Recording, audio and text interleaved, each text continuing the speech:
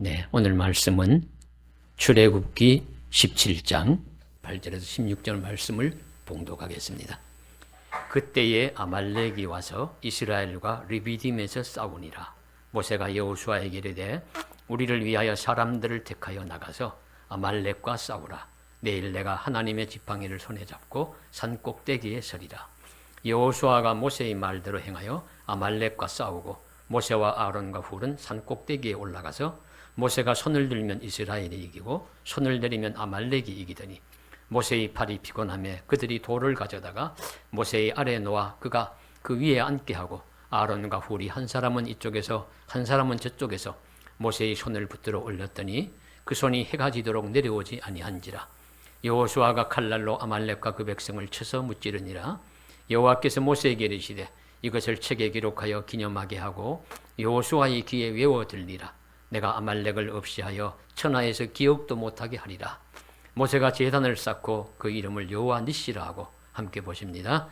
이르되 여호와께서 맹세하시기를 여호와가 아말렉과 더불어 대대로 싸우리라 하셨다 하였더라. 아멘. 지금도 세계 어떤 곳에서는 전쟁이 진행 중입니다.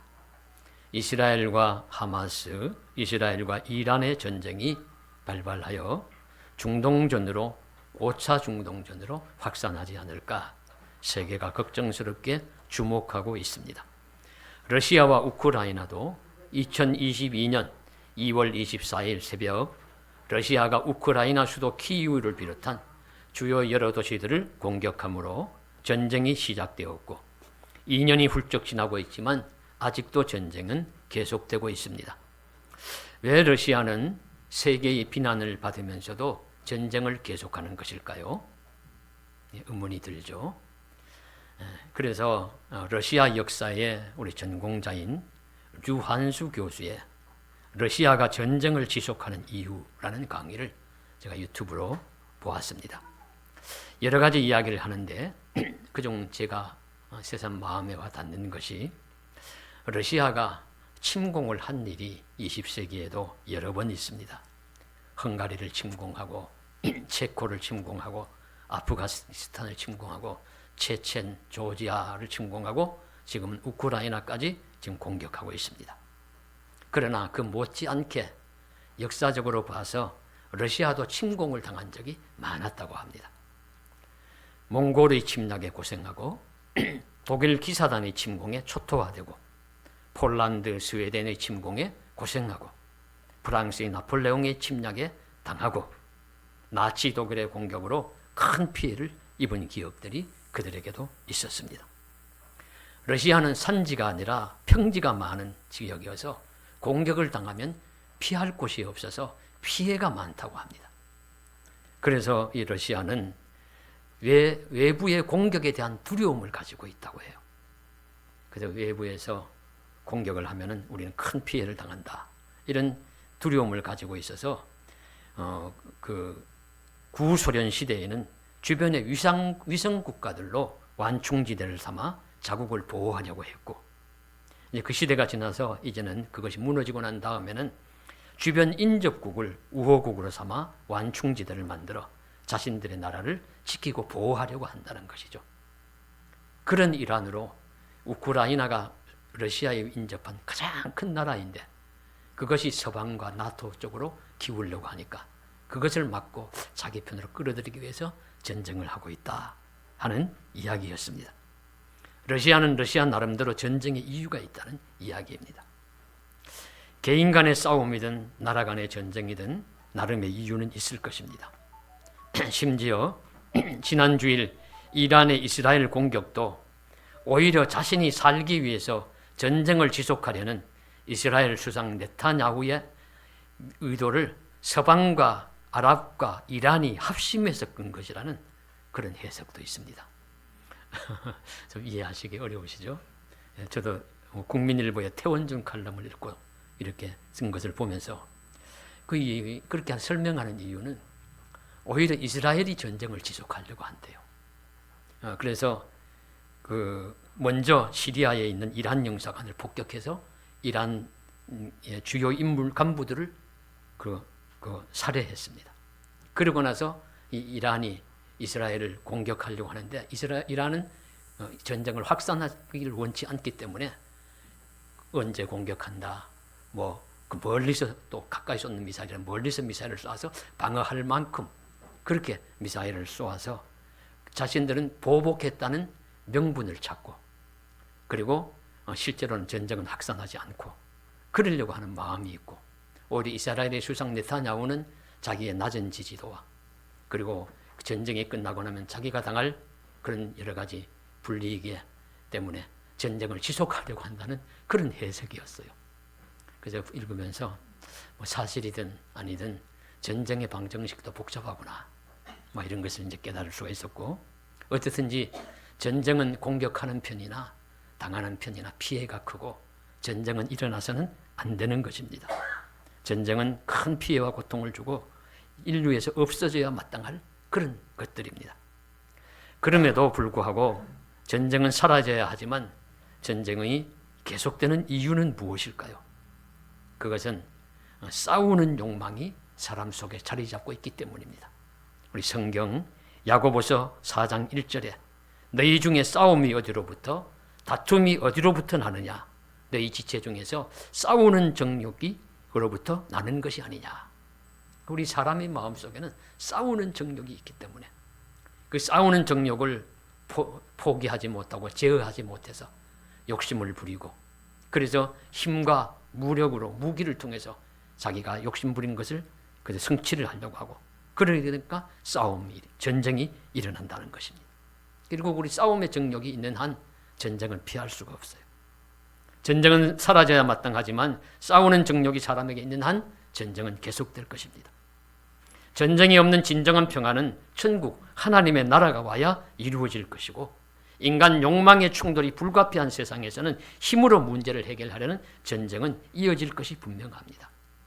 그러면 공격을 당하면 살기 위해서도, 나의 가족과 재산을 지키기 위해서도 대응하며 싸우지 않을 수가 없습니다.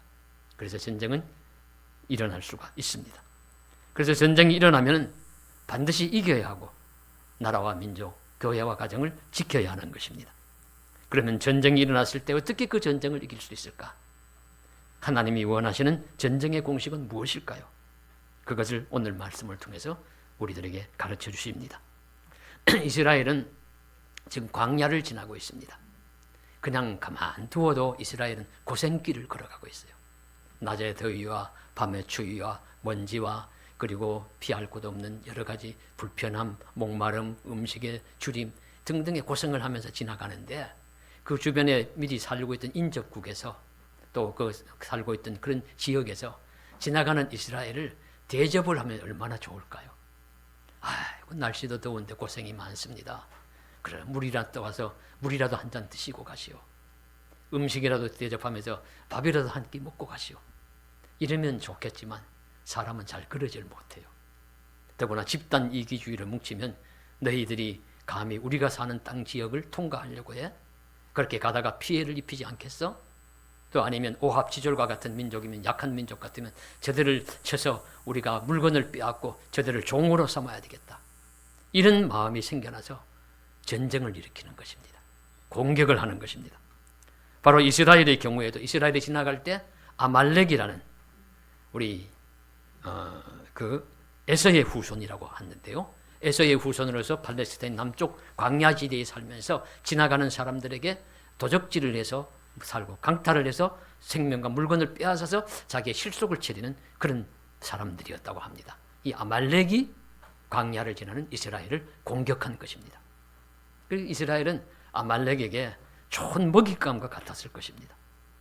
오늘날은 이스라엘도 무기가 발전하고 방어체계가 잘 되어서 300, 400발 쏘는 드론과 미사일을 99%를 방어했다고 하지만은, 그 당시 지금부터 수천 년 전에 이스라엘은 갓 애굽에서 나와서 정말로 군사적으로 볼 때는 오합지졸과 같고 민간인 그저 행렬과 같은 그들이 자기들을 어떻게 지킬 수 있었을까요?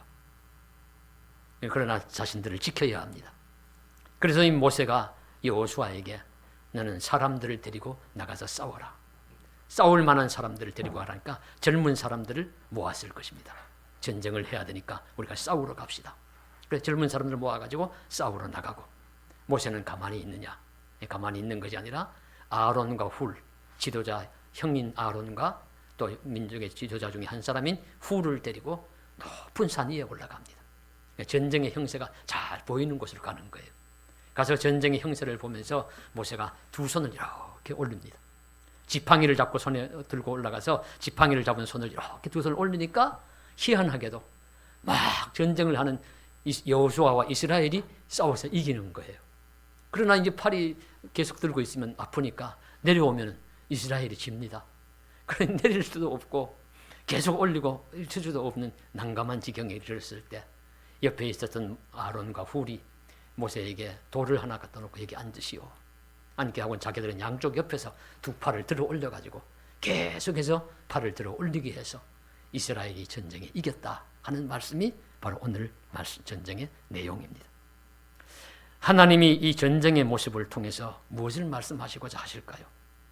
하나님은 전쟁의 승패에 대한 중요한 가르침을 주시고 있습니다. 세상의 전쟁과 영적 전쟁의 모습을 보여주며 승리의 공식에 대한 말씀을 하시고 있습니다. 첫째로 전쟁에서 승리하려면 지팡이를 잡고 산 꼭대기로 올라가서 그 손을 들라는 것입니다. 지팡이를 잡고 산으로 올라가서 손을 들어라. 지팡이를 잡고 간다는 것은 이 지팡이는 하나님이 함께 하신다는 상징입니다. 하나님이 모세와 함께 하신다. 하나님이 너와 함께 한다. 또 능력의 상징입니다. 하나님 함께 하신다는 그런 표식입니다. 모세가 광야에서 양을 치다가 지팡이를 잡고 모든 삶을 살아가는데 하나님이 그 애굽에 들어가서 기적을 행하고 할 때도 지팡이를 들고 가라고 했어요. 그래서 지팡이를 잡고 모세가 갑니다. 가서는 그 지팡이를 가지고 지팡이를 상징으로 해가지고 하나님의 께서 내리시는 열재앙을 애굽에 행함으로써 그 초강대국이었던 당시에 그 애굽의 바로의 왕이 굴복하고 말아요. 우리가 졌다. 우리가 항복한다. 그리고 나와서 또 우리 홍해가 가로막고 있을 때도 하나님의 말씀의 명령에 순종하여서 지팡이를 든 손을 바다를 쪽을 내밀어 기도하면서 하나님께 간구했을 때 바닷물이 양쪽으로 막히면서 다 그냥 그 중앙에 길이 나가지고 지나가면서 구원받는 역사가 일어납니다. 그리고 모세는 광야에 들어와서도 이 지팡이를 손에서 놓지 않습니다. 왜냐하면 하나님의 임재의 상징이고 하나님이 함께 하신다는 의미이고 하나님의 능력의 상징이기 때문에 그렇습니다. 그러니까 그 지팡이를 손에 들고 산으로 올라가라고 했습니다. 산은 여기서 기도의 장소를 의미합니다. 골방이든지 예배당이든지 기도의 장소를 의미해요. 너의 기도의 처소로 올라가라. 전쟁의 형세가 잘 보이는 그런 곳으로 가서 먼저 보고 미리 보고 멀리 내다볼 수 있는 곳으로 가라. 그래서 기도하는 자는 멀리 보는 자입니다. 기도하는 자는 미리 보는 자입니다. 미리 보고 멀리 보면서 기도하라는 것이죠. 두 손을 든다는 것은 기도하라는 의미입니다. 그래서 이 하나님이 모든 성경 해석자가 보는 대로 이 지팡이를 들고 두 손을 위로 올리는 것은 모세가 손을 들고 기도하면은 이스라엘이 이기고 힘이 들어서 기도를 하지 않으면은 이스라엘이 졌다 하는 말씀입니다. 그래서 손을 드는 행위는 기도한다는 의미예요. 오늘 우리 교동문에서도 시편 28편의 말씀을 읽었습니다마는 거기서도 나옵니다. 시편 28편 2절에 내가 주의 지성소를 향하여 나의 손을 들고 부르짖을 때 나의 간구하는 소리를 들으소서. 내가 손을 들고 부르짖을 때 나의 간구하는 소리를 들으소서. 손을 든다는 것은 기도한다는 의미입니다. 솔로몬이 성전을 짓고 난 다음에도 열왕기상 8장 22절에 보시면 하나님 앞에 손을 잡고 손을 향해 들고 기도했다고 말씀에 나옵니다. 손을 들고 한다는 것은 하나님께 기도한다는 뜻입니다. 사랑하는 성도 여러분, 저와 여러분이 살고 있는 우리 이 시대 속에서도 우리가 손을 들고 기도할 때가 아니겠습니까? 세계 정세를 보십시오. 우리나라가 처한 상황을 보십시오. 어떤 사람이 일어나서 해결이 잘 될 것이라고 보십니까? 누가 이 시대를 평정하고 평화롭게 하고 하나되게 하고 모든 경제 문제, 정치 문제, 사회 문제, 의료 문제, 저출산 문제, 교육 문제, 국방의 문제를 해결할 수 있겠습니까? 사람은 할 수 없어요. 하나님만이 나서야 해결될 것입니다.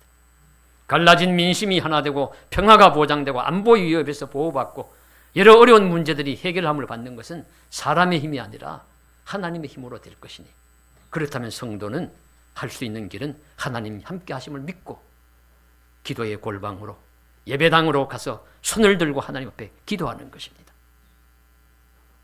우리가 말은 이렇게 할 수 있고 알기는 알 수 있지만 쉽지가 않습니다. 그래서 기도의 인물인 피터 와그너, 그 책 제목이 기도는 전투다. 예, 그렇습니다. 기도는 전투다. 기도가 피 터지는 전쟁 그 자체라는 의미입니다. 무엇인가 손에 잡히고 눈에 보이고 당장 취할 수 있고 그런 것을 선호하는 이 시대에 기도한다고 무엇이 나오나? 기도한다고 무엇이 잡히냐? 잘 보이지 않고 들리는 것 없고 당장 손에 잡히는 것 없는, 그래도 기도에 시간과 정성을 들이는 것은 어리석게 보이기 때문입니다. 그래서 기도가 어렵습니다. 그럴지라도 기도는 미래에 큰 효과가 있는 과감한 투자라는 믿음이 있어야 합니다. 기도는 인내가 필요하고 또한 기도를 함께하고 도울 수 있는 동력자가 요청됩니다. 기도의 인물 모세도 혼자서는 손을 오래 들고 있을 수가 없었어요. 그래서 기도의 동력자인 아론과 훌이 옆에 또 받추어 주었다, 오늘 말씀으로 가르쳐 주십니다. 모세도 기도를 계속할 수 있도록 돕는 사람이 필요했습니다. 그처럼 오늘날 그래서 아말렉을 이스라엘이 이길 수 있었듯이 모세에게도 기도의 동력자가 필요했듯이 오늘날 우리들에게도 기도의 동력자는 필요합니다. 그래서 우리 질문해보죠. 우리 자신에게 점검해보죠. 나는 기도하고 있는가? 나는 기도하고 있는가? 먼저 하나 점검해보시고, 내가 기도가 힘들어졌을 때 나의 기도를 도와줄 수 있는 기도의 동력자는 있는가? 우리 점검해 보십시다. 어려움에 직면하거나 인생의 고통스러운 장애를 만났을 때 함께 기도하며 서로 격려할 수 있는 기도의 동력자가 있는가? 중요한 문제입니다. 이 기도의 동력자는 가족일 수도 있고 친구일 수도 있고 이웃일 수도 있고, 그리고 무엇보다도 가까운 기도의 동력자는 함께 신앙생활하는 성도들입니다. 제일 믿음 안에서 제일 가까워요. 성도들만큼 많이 만나는 사람은 없습니다. 어지간히 가까운 친족도 그렇게 가까이 자주 보지 못해요. 그래서 새벽마다 나오시는 우리 이웃교회의 교우들이시라도 그래 말씀하셔서 명절 때 되어서 어떨 때 선물을 가지고 오실 때가 있어요. 그러면 아이고 저는 뭐 우리 권사님의 목사도 아닌데 뭘 이렇게까지 하십니까? 아이고 제가 우리 목사님보다 목사님 더 많이 보는데요. 예, 이러면서 가실 경우 있습니다. 가까이 있든지 멀리 있든지 믿음으로 하나 될 때 우린 기도의 동력자가 될 수 있습니다. 지난 주간에 우리 구철모 장로님 우리 통화를 길게 했습니다. 김부자 권사님도 옆에 계시다가 전화를 서로 바꿔가면서 긴 이야기를 하셨어요. 외국에서 치료도 제대로 받기가 어렵고 MRI, CT 찍으면 돈도 많이 나오고 또 그 암이라는 것이 발견되어 수술 받으려 금방 되지 않아. 그렇게 아주 몸이 달고 누구도 의지할 수 없을 때 기도하는 사람들이 생각나서 기도의 다이어리를 돌리고 기도해달라고 부탁을 했고 빗소망교에서도 기도했다는 소식 들었고 그래서 결과가 좋고 이렇게 해서 너무 감사하다고 그렇게 이제 말씀을 구구절절히 전하셨습니다. 기도의 동력자가 필요합니다. 오늘도 어렵고 힘든 고난의 상황을 당하면 모세처럼 지팡이를 잡고 산으로 올라갈 수도 있고 그것은 예배당일 수도 있고 기도의 골방일 수도 있습니다. 그 기도의 자리에 올라서 기도할 것입니다. 팔이 아프면 힘들면 기도의 동력자를 구하십시오. 내 손을 잡아달라고 내 팔이 내려오지 않도록 도와달라고 하십시오. 그러므로써 기도를 계속하면 가정과 교회와 나라에 하나님의 은혜가 넘치기 시작할 줄로 믿습니다. 하나님의 은혜의 역사가 나타나고 도움의 기적이 나타날 것입니다. 이런 넘치는 역사를 기대합니다. 주의 도우심이 나타나기를 주님의 이름으로 간절히 축복합니다. 그리고 둘째로는 우리가 손을 들고 기도하면 하나님이 승리하게 하시어 감사의 제단을 쌓게 하실 것입니다. 그래서 모세가 제단을 쌓았다고 해요. 제단은 모든 제사는 감사가 기본입니다. 감사가 다 들어있어요. 번제도, 소제, 화목제 다 감사의 제사가 기본으로 그 위에 여러 가지 의미가 들어 있습니다.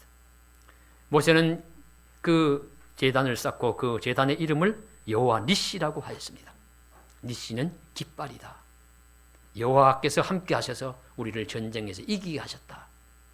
전쟁에 이기면 승리의 깃발을 들지 않습니까? 승리의 깃발을 펄럭입니다. 그런 광야의 전투에서 승리는 기도의 승리였다는 것을 의미하고 있습니다. 출애굽받은 이스라엘이 광야의 전투에서 승리는 기도의 승리였습니다. 난폭한 광야의 도둑대인 아말렉을 민간인 용병단체와 같은 이스라엘이 이길 수 있었던 것은 기도로 이긴 것입니다. 무기의 우월함이나 사람의 힘이나 전쟁의 기술로 이긴 것이 아니라 온전히 하나님께 기도한 덕분이었다 말씀하고 있습니다. 무엇보다 기도의 힘입니다. 누구나 진실로 기도할 때 하나님이 도우심으로 전쟁을 이기게 하신다는 것을 우리는 믿어야 합니다. 그리고 기도하는 자가 진실로 힘 있는 자입니다. 기도할 때 권세가 나타납니다. 우리가 어떤 보도를 보거나 여러 가지 기사를 접하면 깜짝 놀랄 때가 있죠. 어떤 악한 사람들은 사람이라고 할 수 없을 만큼 무도한 짓을 저질러요. 그럼 저 사람은 도대체 어떻게 된 사람이길래, 저 사람 속에는 뭐가 있길래 저렇게 악한 일을 할 수가 있느냐. 그렇게 우리 생각이 듭니다. 그러나 또 반대로 어떤 사람은 많은 고생을 하고 자기는 많은 고초를 당하지만 선한 일을 하고 극도의 헌신으로 많은 사람들을 살리고 돕고 그렇게 살아가는 사람도 있습니다. 또 같은 생각은 저 사람은 도대체 어떤 힘이 있어 저토록 놀라운 위대함을 발휘할 수 있느냐. 그래서 파스칼이 사람을 중간자적인 존재라고 했어요. 그 의미 중에는 중간자니까 신도 아니고 동물도 아니라는 뜻이겠죠. 사물도 아닙니다. 그런데 악한 쪽으로 흘러가면 동물처럼 야수처럼 변할 수도 있고 선한 쪽으로 가면 천사처럼 그렇게 변할 수 있는 것이 사람이 운신의 폭이 넓습니다. 그런 의미에서 아마 중간적인 존재다. 그러면은 어떤 사람이 선한 방향으로 하나님을 향한 방향으로 나아갈 수 있을까요? 하나님께, 선하신 하나님께 기도하는 사람입니다. 기도함으로 내가 선하게 변할 수 있어요. 내 기도함으로 뭘 이렇게 성취할 수도 있지만 내가 선한 사람으로 변모할 수 있습니다. 선으로 승리의 깃발을 흔들 수 있습니다. 여호와 니시 하나님을 체험할 수가 있습니다. 역사상 가장 위대한 대통령으로 인정받는 링컨의 승리의 비결은 무엇이겠습니까? 잘 아시는 대로 링컨은 저 시골 마을, 스프링필드라고 그러나요? 켄터키 주인가? 스프링필드 시골 마을 출신에 초등학교도 제대로 졸업 못한 그런 학력이라고는 아무것도 없는 사람. 어머니는 일찍 돌아가시고 아버지는 구두 직공이었고 세상의 마이너리티에 속하였고 그리고 변호사가 되었지만은 하는 일 선거마다 많은 실패를 경험해가지고 우리 실패의 아이콘, 그러니까 실패의 전문가라고 볼 수가 있어. 그런 사람이 대통령이 되었죠. 대통령이 되어서도 그 당시에는 별로 인기가 많지 않았던 것 같아요. 그래서 별로 존경도 인정도 받지 못하는 인물이었는데 이 모든 것을 극복하고 가장 역사상 위대한 대통령으로 자리 잡은 비결은 무엇이겠습니까? 그 비결 중에 하나는 기도하는 사람이었다. 그런 것입니다. 그래서 백악관을 기도실로 만든 대통령이라는 책을 읽어보면 대통령 집무실에서 종종 신음하듯 부르짖는 기도 소리가 들렸다고 합니다. 주여 이 민족을 불쌍히 여겨주소서. 그리고 내전인 남북전쟁이 일어나자 링컨 자신도 전쟁터로 나갔는데 치열한 전투의 상황에서도 링컨은 기도하는 시간을 지켰다고 합니다. 그럴 때면 천막막사의 입구에 흰 손수건이 걸렸습니다. 대통령이 기도하는 중이니 방해하지 말라는 신호였다고 합니다. 전쟁은 노예 해방을 주장하는 북군의 승리로 끝났습니다. 그때 링컨은 이렇게 이야기합니다. 북군의 승리는 기도의 승리였다. 우리에게는 남군의 로버트 리 장군 같은 명장이 없었으면 오히려 다행이었다. 왜냐하면 기도로 하나님을 더욱 의지할 수 있었기 때문이다. 이렇게 고백했습니다. 기도가 한 사람을 위대한 인물로 만들고 기도가 전쟁의 승부를 결정짓고 기도가 한 민족의 역사를 바꾼다는 진실을 증명한 것입니다. 그래서 기도는 하나님을 향하여 손을 드는 것이고 하나님을 바라보면서 도움을 요청한다는 의미입니다. 하나님을 바라보면 하나님의 도움이 옵니다. 내가 산을 향하여 눈을 들리라. 나의 도움이 어디서 올꼬? 나의 도움이 천지를 지으신 여호와에게서로다. 시편 121편 1절에 말씀하십니다. 천지를 지으신 여호와께로부터 도움이 올 것입니다. 도움이신 하나님을 의지해야 합니다. 하나님을 바라보며 기도해야 합니다. 그러면 우리의 간구에 응답하시고 우리로 승리하게 하실 것입니다. 여호와 니시라는 승리의 깃발을 펄럭일 수 있게 하실 것입니다. 그래서 우리 하루하루 인생길이 전쟁터와 같은데요. 그 전쟁에서 승리하려면 기도해라. 하나님 앞에 손을 들고 기도해라. 그래서 하나님이 우리 인생에 개입하시고 승리의 깃발을 흔들 수 있도록 도움을 주시기를 주님의 이름으로 간절히 소망합니다. 셋째로 이 전쟁은 하나님의 도움으로 승리한 전쟁임을 기억하여 기록하고 기념하라고 말씀하십니다. 말씀에 우리 분명히 하나님이 그렇게 모세에게 부탁을 하세요. 14절에 보시면 이 말씀을 이것을 책에 기록하여 기념하게 하고 여호수아의 귀에 외워 들리라. 내가 아말렉을 없이하여 천하에서 기억도 못하게 하리라. 이번 전쟁 한 번으로 끝나는 전쟁이 아닙니다. 그 뒤에 보면 아말렉과의 전쟁은 이어져요. 사울 시대에도 다윗 시대에도 아말렉과의 전쟁은 계속 있었습니다. 그러면 그럴 때 이 과거의 역사를 본으로 삼아야 하잖아요. 그러면 기록이 있어야 합니다. 기억해야 합니다. 그때에도 기도하고 하나님을 믿고 의지하면 승리할 수 있다는 것을 가르쳐 주시기 위해서 기억하게 하십니다. 사람은 승리의 기억이나 은혜 받은 기억은 잘 잊고요. 우리 피해 받은 기억이라든가 아픈 기억은 잘 오랫동안 간직합니다. 그리고 또 기억을 왜곡을 잘 해요. 자기 유리하게 잘 기억을 바꿉니다. 그래서 나중에 가면요, 어떻게 이야기하냐면, 아이고, 아말렉하고 싸울 때 우리 숫자도 얼마 안 되는데 내가 잘 싸워서 이겼어. 내가 생명 걸고 싸워서 이겼어. 이렇게 이제 기억하게 되는 것이죠. 아니다. 하나님이 이기게 하셨다. 기도해서 이기게 하셨다 하는 것을 기억하려면 기록해야 합니다. 분명하게 정확하게 기록하고 그래서 기억해야 합니다. 그래서 기념하여 외워 들리라까지 말씀하고 당부하십니다. 저도 가끔씩 기록을 하는데요. 종종 기록을 그리고 또 들추어 보면서 깜짝 놀랄 때도 있습니다. 그때 이런 일이 있었던가. 그때 내 마음에 이러했던가.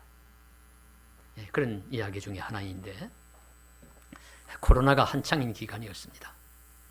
당시 감시도 있었고 전염의 위험이 아주 높은 시기여서 저희 교회에서도 새벽 예배를 인도하지 않았던 시기가 있었습니다. 한 두세 달 정도 되는 것 같은데요. 그때 이제 점검도 나오고 그럴 때예요. 그래도 문은 항상 열어놓았었습니다. 꼭 새벽 4시 반 되면 문을 열고 저는 제자리에 있었고 그랬습니다. 그 대신에 성도님들 오셔서 불 꺼지고 불은 켜지 않은 상태로 자유롭게 오셔서 기도하고 가시라. 그런 시기에서 날짜가 2020년 3월 19일 목요일입니다. 제 기록이 이렇게 되어 있습니다. 예배당 뒤쪽에서 누군가 훌쩍인다. 그쪽을 돌아보았으나 아무도 없었다. 다시 앞을 향하고 묵상하지만 나에게는 그쪽을 향해 있었다. 여전히 훌쩍이는 소리가 들린다. 다시 뒤를 돌아보는데도 그쪽에는 아무도 보이지 않는다. 기억이 나는데 이상해요. 여기 앉아서 보는데 뒤에서 훌쩍훌쩍 하는 소리는 나는데 사람은 안 보이는 거예요. 그래서 이상하다. 그러면서 이제 제가 썼던 그런 내용입니다. 아마 내가 듣고 싶은 소리인가 보다. 그 기둥 쪽에는 늘 황영인 권사님이 와 있었는데 그분이 와서 우는 것처럼 들린 것이다. 주님이 대신 울어주는가? 저는 사정은 몰라요. 농구선수 어머니였던 그 권사님인데 항상 우리 기둥 옆쪽에 앉으셔서 기도 오셨던 분입니다. 그래서 아마 그분이시겠지 하는 생각이 이제 들면서 기록을 했던 것 같습니다. 어제는 대구 한마음 요양병원에서 확진자가 되고 나왔다고 한다. 이런 문제는 또 터질 것이니 참 최악이다. 그럼에도 우리 부부 외에 2분이 나와서 기도하고 계신다. 사선을 뚫고 나와서 고지에 깃발을 꽂는 병사 같다. 주여 이 땅을 불쌍히 여기소서. 이렇게 짧은 기록이었는데 기록이 없었다면 다 잊어버렸을 것입니다. 이제는 수원으로 이사간 황 권사님의 흔적도 더 쉽게 잊어갈 것이고 코로나 상황에서 새벽 기도회가 어떻게 진행되었는지도 잊어버렸을 것입니다. 이 작은 기록 속에 제 마음이 어떠하고 당시의 상황이 어떠했는지 여러 가지를 떠올리며 기억할 수가 있었습니다. 기록의 힘입니다. 그래서 하나님은 여호수아에게도 이 놀라운 아말렉과의 전쟁과 그것의 승리의 비결이 무엇이었는지를 분명히 기록하라고 하신 것입니다. 그래서 잊지 말고 기억하여 후세에 전하라고 가르쳐 주십니다. 그래서 이스라엘에게 하나님은 아말렉 전쟁을 잊지 말라고 하신 것처럼 지나간 주요한 역사는 잊지 말고 기억할 것을 가르쳐 주시는데, 역사를 기억하면서 한 가지 깨달을 수 있는 것은 세상에 되어지는 일이 세상적인 일만은 아니다, 영적인 일이다 하는 것을 우리는 알아야 합니다. 그리고 우리는 또 믿음의 눈을 뜨면 깨달을 수가 있습니다. 그 한 예로 선한 방향으로 훌륭한 지도자는 링컨이지만 악한 방향으로 금수보다 못한 지도자는 히틀러를 들 수가 있죠. 히틀러가 어떤 사람이었느냐, 우리 기록들을 읽어보면 깜짝 놀랍니다. 미술 학교를 지망했던, 미술에 소질이 있었던 그런 미술학도였고, 그리고 동물 애호가였다고 해요. 그래서 그 오리가 민헨에서 베를린까지 잘 이동할 수 있도록 수로를 만들어 주었다고 합니다. 그리고 자신의 건강을 염려해서 평생 술과 담배를 멀리한 채식주의자이기도 했습니다. 성적으로도 에바 브라운이라는 여성 한 사람만 교제했습니다. 건축과 음악에도 전문가적인 식견을 가진 교양인이기도 했습니다. 그리고 1차 세계대전 후에 시리에 빠진 독일인들에게 용기를 불어넣으며 빠른 시간 안에 경제를 복구시킨 희망의 아이콘이기도 했습니다. 이런 사람이 세계 제2차 대전의 주범이 되어서 수천 명도 아니고 수만 명도 아니고 수십만 명도 아니고 수백만 명도 아닌 수천만 명을 죽게 만든 장본인이 되었어요. 악마의 화신이 된 것입니다. 그가 저지른 그런 파괴의 상징, 인간 그 혐오의 상징인 독일의 남부의 다하우나 폴란드의 아우슈비츠를 가본 분들은 하나같이 진저리를 치면서 이것이 도대체 사람일 수 있느냐, 할 수 있는 일이냐, 고개를 흔든다고 하죠. 그리고 그런 사람이 어떻게 이런 악마 같은 사람이 될 수 있습니까? 이건 영적인 일입니다. 세상은 하나님과 사탄의 전쟁터일 수도 있습니다. 인류를 파괴하는 사탄의 공격과 이를 막고 지켜주려는 하나님의 싸움이라고 볼 수 있습니다. 선이 실제하는 것처럼 악도 실제하고, 사랑의 하나님이 역사하는 것처럼 파괴와 미움, 사탄, 악마도 실존하는 존재가 분명합니다. 그래서 우리 성도는 신앙의 눈으로 세상과 전쟁을 보는 것입니다. 그래서 이스라엘과 아말렉의 싸움 이야기는 보이는 세상 전쟁 이야기만이 아니라 영적 전쟁 이야기입니다. 하나님과 함께한 선이 이긴다는 것은 기도함으로 이길 수 있다. 하나님을 더 의지하는 법을 배우라. 끊임없이 저희들에게 가르쳐 주십니다. 그래서 우리가 이 치열한 전쟁터와 같은 삶 속에서 또 치열한 전투와 같은 기도로, 그리고 믿음으로 사랑과 평화를 이루는 승리를 하실 수 있는 저와 여러분 되시기를 주님의 이름으로 간절히 축복합니다. 기도드리겠습니다. 사랑하는 하나님 아버지, 아말렉과 이스라엘의 전쟁에서 모세가 손을 들 때 이겼습니다. 기도할 때 이겼다는 뜻입니다. 팔이 힘들어 할 때 아론과 훌이 받쳐주었습니다. 기도의 동역자가 필요하다는 의미입니다. 이 말씀들을 승리의 기록을 남기라고 하셨습니다. 기억하라고 하셨습니다. 어떻게 해서 승리했는지를 알고 이 후세에도 전하여 계속해서 믿음의 승리를 이루어가라는 말씀인 줄로 믿습니다. 우리도 그런 승리를, 믿음의 승리를 잘 할 수 있도록 지혜 주시고 힘 주시고 기도할 수 있는 은혜 베풀어 주시옵소서. 예수님 이름으로 간절히 기도드리옵나이다. 아멘.